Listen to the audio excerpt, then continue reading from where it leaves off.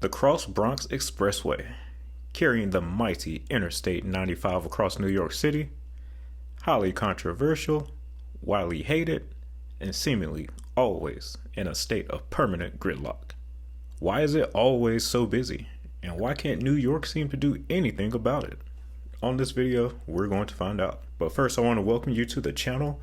I'm Mileage Mike. I used to design the world as a civil engineer, but now I travel it, exploring cities both large and small, and their various types of transportation infrastructure. Then giving my thoughts on videos like this one based on what I've seen and experienced. So hit that like button since I got you to click, and subscribe if you love it as we take a look at the Bronx Expressway.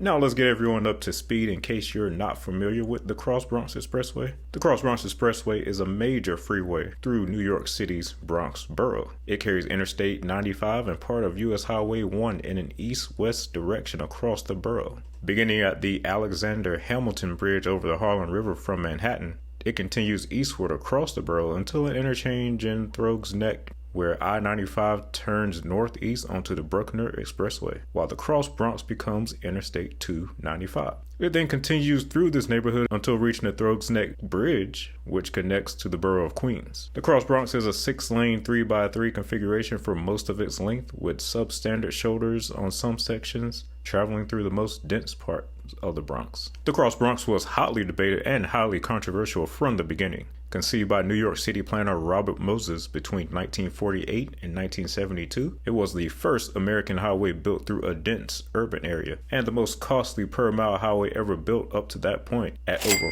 $400 million adjusted for 2021 inflation. Original ideas for the Bronx were floated as early as 1929, and in 1940, the New York Planning Commission deemed it necessary for the city's highway system to have an expressway that connected the George Washington Bridge to New England and Long Island, and to create a desirable highway pattern for overall traffic flow. Construction of the Bronx was unprecedented. The roadway required the destruction of hundreds of homes and thousands of families to be displaced. It had to cross 113 streets, 7 highways, and several subway and train lines. Hundreds of sewer, water, and utility lines were crossed, and none could be interrupted during construction. It would also require the construction of 54 bridges and tunnels. Though many Bronx residents were opposed to the highway from the beginning, it was the central section that was the most controversial. In 1953, Bronx Borough President James J. Lyons proposed relocating the expressway near Crotona Park in order to save 1,000 homes in its right-of-way. This plan would have curved the highway southward to run along the northern edge of the park. Robert Moses was staunchly opposed to this plan, calling it unreasonable, and threatened to resign from his position and pull federal funding for the project if the city approved it. Ultimately, Moses got his way, and you can see the current routing today here on Google Maps. After its construction, the Bronx was cited as a major contributor to urban decay in the South Bronx. Many claim that Moses purposefully chose the route which would destroy more homes in the Tremont area over the southern route. The expressway was also criticized for decreasing the property value of nearby homes and the relocation of residents in its path, who were mostly poor, to substandard housing. The situation with the Bronx helped lead to other New York expressways, such as the Lower Manhattan Expressway, being canceled. Fast forward to today, and the Bronx is almost always permanently congested, carrying over 140,000 vehicles per day, 25% of which are trucks. It sometimes can take hours to traverse. When I filmed this expressway last fall, many of you were shocked to even see a video where one could cross it so quickly. So why is it always congested? Well, the first thing that usually correlates to high congestion is population. New York City, the largest U.S. metro area by far at over 20 million people, and the city itself also being the most densely populated, greatly increases the demand for roadway capacity. The other issue with the Bronx in particular is that it is one of only 2 expressways that cross the city, the other being the Brooklyn-Queens Expressway to the south. The Bronx in particular is even more of a vital link, carrying Interstate 95 through the city and serving as a major corridor for transporting goods and commerce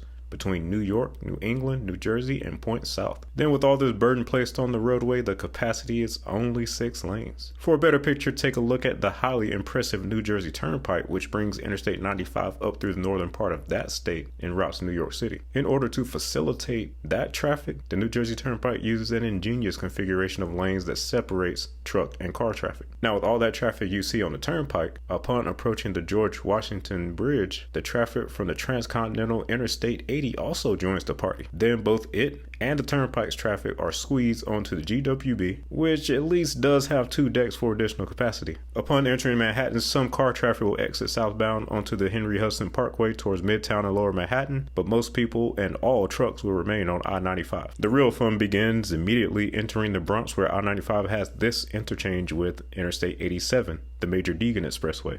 So you have all this traffic that you saw in New Jersey and on the GWB now squeezed into a tiny 6-lane expressway through the most dense city in America. Oftentimes being on one of the ramps trying to enter or exit the Cross Bronx can take even longer than driving the expressway itself. Shoulder space is limited and any crashes can cause heavy delay. After the split where I-95 leaves on the Bruckner Expressway, things calm down somewhat as most drivers will head in that direction towards New England. The Cross Bronx has few alternatives that a driver could choose in attempt to avoid it. I-278 is the other route that crosses the city, but the section in Brooklyn Heights is actually even more congested than the Cross Bronx, as hard as that is to believe. To the north, Interstate 287 does technically serve as I-95's bypass around New York City. However, its horseshoe-shaped routing, which contributes to its length, can make it take just as long or even longer to get through the New York area. I-287 itself can also be particularly busy at times through the New Jersey suburbs, meaning that for the most part, traffic crossing New York has no choice but to use the Cross Bronx Expressway.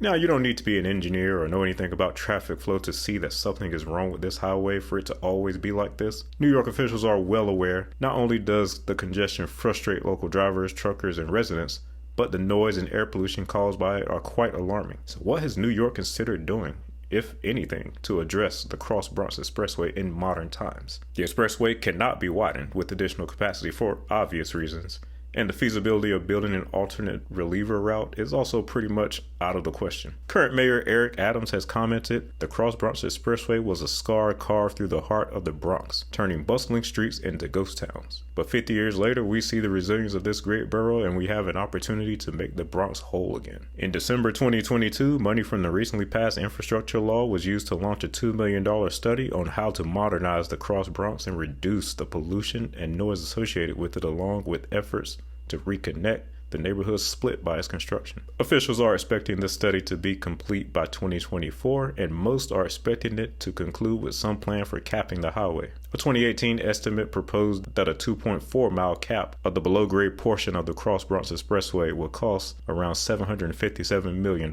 I have seen some more delusional ideas floated around in some places discussing removing the highway entirely, but fortunately those in charge do understand traffic flow and realize that dumping the George Washington Bridge's traffic onto city streets would be an absolute disaster. However, adding capacity to the Cross Bronx is also a no-go, as there is really nowhere to expand, and multi-decking it would defeat the idea of reconnecting the communities. Could something like a bus and truck only lane help improve the Cross Bronx's flow? The study will examine that as well. Either way, the traffic on the Cross Bronx is not going away. At 20 million strong and an insatiable demand for roadway capacity, congestion is basically permanent on the Cross Bronx Expressway. New York City's planned congestion pricing in Manhattan is also expected to add even more vehicles to the Cross Bronx, so get ready. When driving through New York, just be prepared to sit back, relax, and enjoy the scenery for a couple hours. Alright guys, there you have it, the Cross Bronx Expressway. What has been your experience driving through the Bronx?